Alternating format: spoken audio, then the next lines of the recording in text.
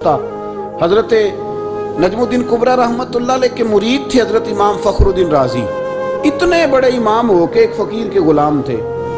تو فرماتے ہیں آخری وقت آیا تو شیطان آ گیا، میں اس کو کہتا تھا رب ہے، تو شیطان بھی تو بڑا عالم ہے نا، تو وہ دلیل توڑ دیتا تھا۔ فرماتے میں نے 360 دلیلیں دی، اس نے ساری توڑ دی۔ تو پھر میں نے اپنے شیخ کی طرف توجہ کی، میں نے کہا حضور کو نظر کرم فرمائے۔ تو شیخ نجم الدین کبریٰ فرمانے لگے اس بے ایمان کو کہہ دے میں اپنے رب کو بغیر کسی دلیل کے رب مانتا ہوں، دلیل کی ضرورت ہی نہیں، بس میرا رب ہے تو رب ہے، ختم ہو گئی بات۔ نبی رحمت علیہ السلام فرمانے لگے میں نے جس کے سامنے بھی دین پیش کیا اس نے دلیل مانگی، فرمایا یہ واحد میرا ابو بکر صدیق ہے، میں نے اسے کہا ہے کلمہ پڑھ لو، اس نے دلیل مانگی نہیں، فوراً ہی کلمہ پڑھ کے مسلمان ہو گئے۔ کوئی دلیل نہیں، کوئی معجزہ نہیں، کوئی طلب نہیں، کوئی شے نہیں۔ ساری زندگی مطمئن ہی نہیں ہو پائے لوگ، ساری زندگی اطمینان ہی نہیں ہو سکا، اس کو بھی سنا، اس کو بھی سنا، اس سے بھی سوال پوچھا، اس سے بھی پوچھا۔ بھائی تو نہیں، تو مطمئن ہونا نہیں چاہتا، تو بحث کرنے کے لیے علم سیکھ رہا ہے، اس نے عمل کرنے کے لیے سیکھنا ہوتا ہے، اس کو تو ایک حرف ہی بڑا کافی ہوتا ہے، تو ایک لفظ کی ضرورت ہوتی ہے، ایک جملے میں ساری زندگی لوگ گزار دیتے ہیں۔ حضرت ابو بکر صدیق رضی اللہ تعالیٰ عنہ نے بحث والا دروازہ نہیں کھولا، حضور نے کہا کلمہ پڑھو تو انہوں نے کلمہ پڑھا اور مسلمان ہو گئے۔ کوئی دلیل، کوئی وضاحت، کسی چیز کی کوئی حاجت، ختم ہو گئی بات۔ اصل مسئلہ پتہ کیا ہے، جو لوگ سوچ سمجھ کے چلتے ہیں نا، تو سوچ کتنی ہے انسان کی، کتنا کام دے۔ یہ جو وارفتگی ہوتی ہے نا، یہ جو محبت ہوتی ہے، یہ جو پیار ہوتا ہے، یہ زندگی کو آسان کر دیتا ہے۔ سوچنے سمجھنے کے دائروں سے آدمی نکل جاتا ہے، اس کا کام وہ کہتا ہے کہ میں نے سوچنا نہیں، میں نے ماننا ہے، میں نے رب رسول کی ذات کے بارے میں سوچنا نہیں، میں نے ماننا ہے۔ تو ماننے والے لوگ جو ہوتے ہیں وہ فائدے میں ہوتے ہیں، تو عمل کر رہے ہیں، بات مانی، عمل کیا۔ عقل کا بے شمار اور بے دریغ استعمال، اپنی چھوٹی عقل سے بڑے مسئلے حل کرنے کی کوشش کرنا، یہ انسان کو نقصان دیتا ہے۔ بہت ساری جگہوں پہ وہ الجھ جاتا ہے، ہر جگہ عقل استعمال کرنا، لیکن رب رسول کے معاملے میں نہ استعمال کرنا، ورنہ نقصان ہو۔ عقل چھوٹی ہے اور اللہ رسول کی ذات بڑی ہے، کبھی بھی اس دائرے میں بند کرنے کی کوشش نہ کرنا۔ جناب ابو بکر صدیق رضی اللہ تعالیٰ عنہ ہر معاملے میں ایک حدیث بخاری کی، شاید میں نے پہلے بھی عرض کی تھی، لیکن چونکہ وہ عنوان کے لحاظ سے ایک بہت بڑی دلیل ہے، دوبارہ عرض کرتا ہوں۔ نبی پاک علیہ السلام نے 1500 کے قریب صحابہ سے فرمایا تھا کہ چلو عمرہ کرنے چلیں۔ عمرہ کرنے جب ہم جاتے ہیں نا تو ہمارے گلے میں پھول بھی ڈالے جاتے ہیں، اور آپ کو پتہ ہے بتانا بھی پڑتا ہے لوگوں کو کہ میں عمرہ کرنے جا رہا ہوں، پھر روٹی بھی پکتی ہے، پھر سب رشتہ داروں کو پتہ بھی چل جاتا ہے، اور بندہ چلا جائے ایئرپورٹ تو احرام باندھا ہو نا، تو پتہ چلے نا فلائٹ تو 24 گھنٹے لیٹ ہے، تو جن کو حکم ہے نا کہ تم نے سی بھی نہیں کرنی وہ بھی روڑے اٹھا لیتے ہیں، احرام باندھا ہوا ہے، حکم ہے کہ اب تم نے کوئی جھگڑا، کوئی لڑائی، کوئی فساد، تو ایئرپورٹ پہ لوگ روڑے اٹھا لیتے ہیں، کہتے ہیں ہم ایئرپورٹ بھی توڑیں گے اور فلائٹ کا جو عملہ ہے اس کا گریبان بھی پکڑیں گے، بڑا کچھ ہی دنیا کرتی ہے۔ اور اگر کسی کے پیر صاحب نے کہا ہو چلو عمرہ کریں، اللہ، پھر ایئرپورٹ پہ جا کے پتہ چلے کہ پیر صاحب کے ساتھ تو دھوکہ ہو گیا، بندہ غلط نکلا ہے، پیری مریدی قائم رہے گی؟ سوال ہی نہیں پیدا ہوتا۔ میرے ساتھ ایک سنگی نے ایک دفعہ بات کی، کہنے لگا جی پیر صاحب کامل نہیں، میں نے کہا کیا غلطی ان میں پائی جاتی ہے؟ کہتے میں انہوں نے پوچھ کے باہر دے پیسے جمع کرائے سن، تو میرا کام نہیں بڑھیا۔ میں کہ تو پیر پڑھ لیا، تیرے تو کوئی نجومی پڑھنا چاہیے تھا، وہ نجومی ہونا چاہیے تھا تیرے لیے، تاکہ وہ اچھی طرح غور کرتا ہے۔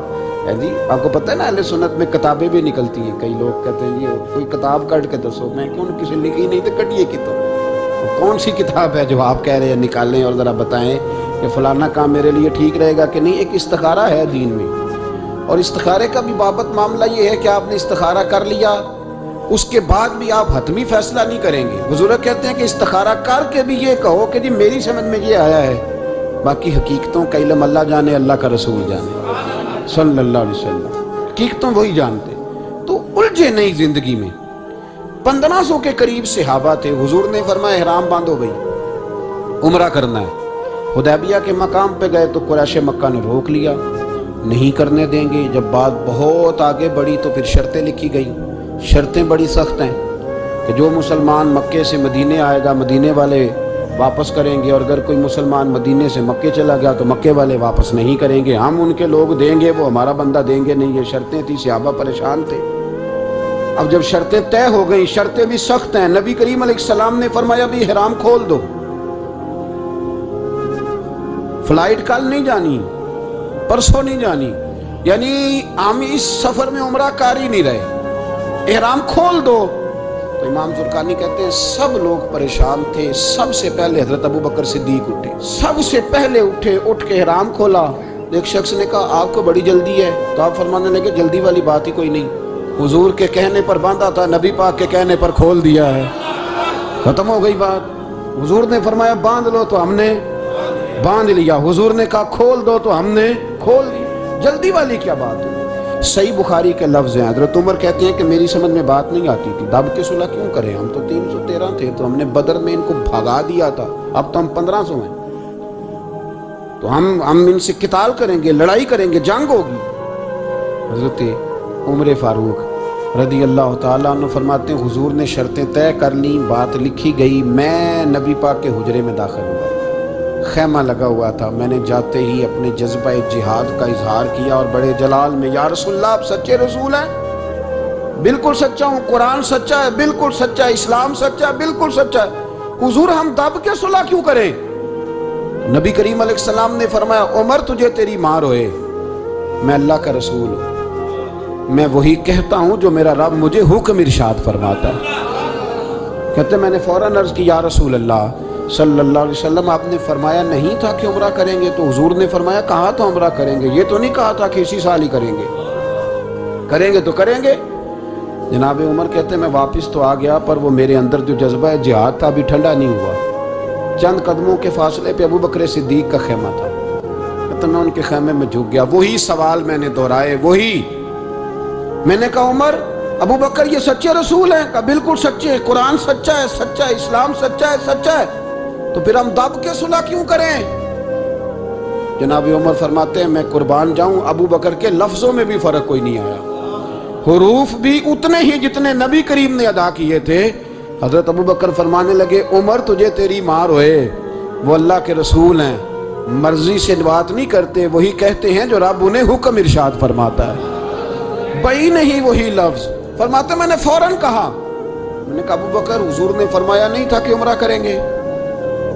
تو کہتے ہیں وہی لفظ، وہی حرف، وہی انداز، وہی طریقہ، وہی سلیقہ، وہی انداز تکلم، بالکل حضور کی اتباع میں اسی انداز میں فرمانے لگے عمر حضور نے فرمایا تھا عمرہ کریں گے، یہ تو نہیں فرمایا تھا کہ اسی سال ہی کریں گے، کریں گے تو انشاءاللہ کریں گے۔ فرماتے ہیں میں واپس آ کے بیٹھا تو حضرت عمر کہتے ہیں جب میرا غصہ اترا نا تو پھر میرے اندر سے آواز آئی کہ عمر ذرا غور تو کر، تو ابو بکر کے ایمان تک کبھی نہیں پہنچ سکتا، اس تک تیری رسائی نہیں ہو سکتی۔ میرے بھائی اتنی بحثیں ہیں ہمارے زمانے میں، اتنا الجھاؤ ہے، اتنا الجھاؤ ہے، یعنی ہر بندہ رائے کا اظہار کرنا ضروری سمجھتا ہے، ہر بندہ کہتا ہے جی میرے خیال میں، ہر بندہ کہتا ہے جی میرا ذہن یہ ہے، بلکہ کچھ تو کہتے ہیں میں اندر کی خبر نہ دوں آپ کو، یعنی اب پتہ نہیں اس کے پاس اندر کی خبریں کیسے آئی ہیں، وہ سمجھ میں نہیں آتی بات۔ کچھ لوگ کہتے ہیں 35-40 سال ہو گئے جی علماء کو سن رہا ہوں، میں کہتا ہوں کہ میرا تو خیال ہے کہ 35 دن بھی بندہ کسی کو سن لے تو سیانہ ہو جاتا ہے، تو 35 سال سے اگر آپ کی سمجھ میں نہیں آئے تو پھر زمین ہی بنجر ہے، پھر مہربانی کریں یہ ٹائلیں کھیڑ کے نا تو نیچے سے کچی زمین نکالیں تاکہ کوئی بات سمجھ میں آئے۔ اگر 40 سال ہو گئے، 40 سال میں ایک اجتماع میں حاضر تھا، ابھی بھی میں عرض کر رہا تھا، تو وہ صاحب مجھے کہنے لگے کہ حضرت صاحب میں نے نا فلاں عالم کو بھی بلایا، فلاں کو بھی بلایا، فلاں کو بھی بلایا، فلاں کو بھی بلایا، اب آپ کو بلایا ہے، اس طرح کر کے میرے ساتھ رویے ہیں، بڑا الحمدللہ پیار ہے۔ تو میں نے ان سے پوچھا آپ نماز پڑھتے ہیں؟ میں نے کہا نہیں۔ کچھ اور باتیں پوچھی تو جواب نفی میں آیا، تو میں نے کہا کہ اب آپ نے مہربانی کرنی ہے، اتنے علماء کا نام نہیں لینا، کیونکہ پھر تو بزرگوں کے بارے میں لوگ شک کریں گے کہ انہوں نے اس کو دیا کیا ہے۔ تو ایک بزرگ کی بات سنتے ہیں تو کئی دنوں تک وہی ہمیں بڑا تر و تازہ رکھتی ہے، اور آپ کو اتنے عرصہ ہو گیا تو آپ نے حاصل کیا کیا ہے؟ صرف باتوں کا گورکھ دھندا، لفظوں کا ہیر پھیر، جملوں کا الٹ پلٹ کرنا، یہ زندگی ہے؟ یہ زندگی ہے صرف باتیں کیلو کال سن لی آ گئے؟ نہ اسے ذرا آگے نکلیں، عمل کب کرنا ہے؟ میرے بھائی یہ بحثیں، یہ ابحاث، یہ لمبے چوڑے معاملات، یہ طے، بزرگوں میں نا ایک صنف ہے مرید ہونا اور ایک ہوتا ہے طالب ہونا، یہ دو باتیں. یعنی آپ کہیں گئے اس کے مرید ہو گئے تو پھر کسی اور جگہ کسی بزرگ سے نسبت ہوئی تو وہاں آپ طالب. میرے پاس کچھ لوگ آتے ہیں کہتے ہیں آپ طالب کر لیں، تو میں کہتا ہوں آپ مہربانی کریں ایک کی نوکری کریں. وہ بڑی مشکل ہے تو جگہ جگہ پہ جانے کی کیا ضرورت ہے. مطلب میں انکار نہیں کرتا کسی ایسی چیز کا جس کو بزرگوں نے رائج کیا، لیکن سمجھے نا، مطلب ایک کی بات پوری سنی نہیں گئی ہم سے. آپ خیر کی بات ہر جگہ سے سنیں، ہر جگہ سے، لیکن یہ صرف وہ تعلق بنانے کی کوشش کرنا کہ جس سے تھوڑا سا رابطہ بن جائے، جس سے تھوڑا سا تعلق بن جائے، جس سے تھوڑا سا نا پتہ چل جائے، اس سے نکلیں، سیکھنے کا ماحول بنائیں. اتنی عقل کے گھوڑے نہ دوڑائیں کہ عقل بھی بیچاری تھاکی جائے اور کوئی چیز ہاتھ بھی نہ آئے. کچھ کریں، عمل کریں. لیکن ایک جگہ میں حاضر تھا تو وہاں دستار فضیلت کا جلسہ تھا، تو ایک مولانا نے تقریر کی، جس طرح تاجر کہہ لیتا ہے نا جی میں الحمدللہ اگر کمائی کرتا ہوں تو غریبوں کو بھی دیتا ہوں. سمجھا لیا نا اپنے آپ. رشوت لینے والے نے بھی ایک دلیل گاڑ لیا، وہ کہتا ہے میں امیروں سے نہیں، میں غریبوں سے نہیں لیتا. تو امیروں کا حساب لینے کی ڈیوٹی اللہ نے آپ کی لگائی ہے کہ آپ حساب کریں امیروں کا کہ وہ کیا کر رہے ہیں. یہ ہم نے نا یہ دلیلیں گاڑ لی ہیں، یہ ہم نے دلیل گھاڑ لی ہے کہ وہی اپنے آپ کو مطمئن کرنے کے. میں حاضر تھا تو ایک مولانا تقریر کی جی عالم ساری رات. یہ صرف علماء کی بات نہیں، ہر طبقے نے اپنے بارے میں اس طرح کی چیزیں یاد کر لی ہیں، ہم نے رٹ لی ہیں. جیسے خامد نے یاد کر لیا ہے کہ کسی غیر کے لیے سجدہ جائز ہوتا تو اللہ عورت کو حکم دیتا، نبی پاک حکم دیتے کہ وہ خامد کو سجدہ کرے.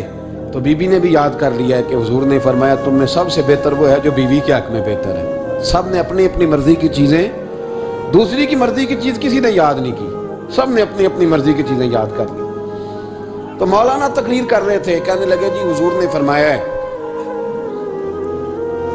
کہ عالم ساری رات سویا رہے اور عابد ساری رات عبادت کرتا رہے، درجہ پھر بھی عالم کا زیادہ ہے.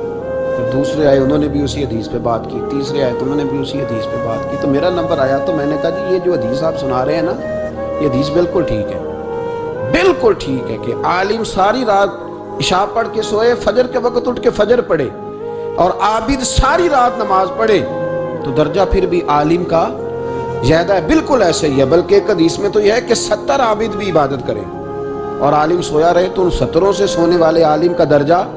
یہ بات بالکل ٹھیک ہے، لیکن میں نے کہا اس کا بھی خیال رکھو کہ یہ حدیث غوث پاک کو بھی آتی تھی، یہ غوث پاک کو بھی آتی تھی حدیث، اور بڑے عالم تھے، پر وہ تو عشاء پڑھ کے مصلی پہ بیٹھتے تھے اور فجر تک مصلی پہ بیٹھے رہتے تھے. حالانکہ یہ حدیث انہیں بھی آتی تھی، یہ حدیث خواجہ معین الدین چشتی کو بھی آتی تھی، اور وہ بڑے عالم تھے، لیکن اس کے باوجود وہ عشاء پڑھتے تھے اور فجر تک مصلی پر بیٹھے رہتے تھے. حضرت عثمان غنی سے بڑا عالم تو کوئی نہیں نہ ہوگا اس زمانے میں. حضرت عثمان غنی رضی اللہ تعالیٰ عنہ جیسا شخص تو کوئی نہیں نہ ہوگا، پر وہ عشاء کے بعد قرآن پاک پڑھنا شروع کرتے تھے اور فجر سے پہلے قرآن پاک ختم کر لیا کرتے.